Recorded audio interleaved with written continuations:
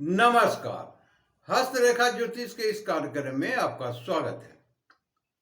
आज हम हस्तरेखा ज्योतिष में राजयोग पर चर्चा करेंगे। राजयोग अर्थात राजा के समान जीवन,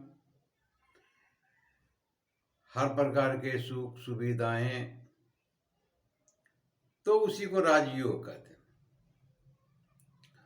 आज जो राजयोग बताने जा रहा हूं वो अत्यधिक हाथों में देखे गए हैं ना। कहने का तात्पर्य ये है कि यदि राजयोग बनते तो कुछ राजयोग ऐसे होते हैं जो बड़े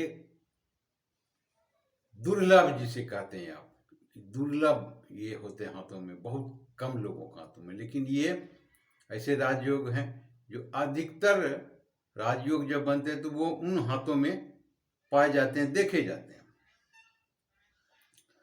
जैसा कि जानते हैं कि राजयोग में अत्यधिक हाथ सूर्य रेखा के होते हैं। सामान्य तौर पर जन्म कुंडली में सूर्य को पहचानना आम लोगों के लिए, सामान्य लोगों के लिए थोड़ा कठिन होता है, परंतु हाथों में इसे जानना पहचाना आसान होता है। आप इस आधार पर निर्णय ले सकते हैं कि यदि सूर्य रेखा बड़ी हो तो आपको सफलता जल्द मिल जाती है, छोटी हो सूर्य रेखा तो आपको बहुत देर यानी कि अधिक उम्र हो जाने के बाद आपको सफलता मिलती है। मध्यम दर्जे का हो तो उस हिसाब से आपको सफलता मिलती है। तो कहने का तात्पर्य ये है कि राजयोग में सूर्य का अत्यधिक प्रभाव देखा गया, हाथ देखा गया है। तो इस राजयोग में भी सूर्य हैं, इसलिए मैं सूर्य की चर्चा ज्यादा कर रहा हूं। तो सर्वप्रथम सूर्य की रेखा जो हस्तरेखा में बननी चाहिए इस राजयोग में, उनका ये है कि ये सूर्य रेखा शीर्ष रेखा, ब्रेन लाइन, मस्तिष्क रेखा जिसे कहते हैं, तो इस प्रकार से होने आवश्यक है। और इस प्रकार के सूर्य रेखा माने तो अधिक समय नहीं लेते हैं अपने प्रभाव दिखाने में, जिस भी जातक की हस्तरेखा में हो। और इसमें एक और रेखा जुड़ते हैं तब जाकर के ये पूर्ण होते हैं राजयोग।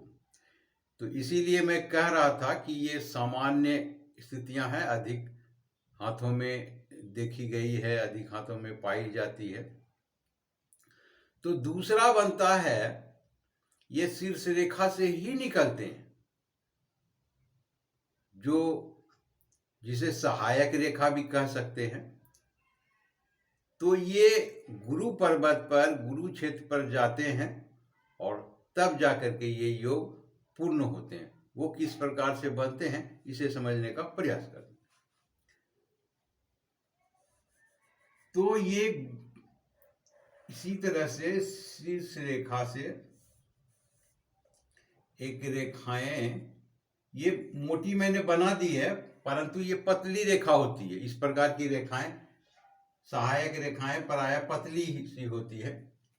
तो इस प्रकार की रेखाएं बनती हैं, तब जाकर के ये राजयोग आपका पूर्ण होता है।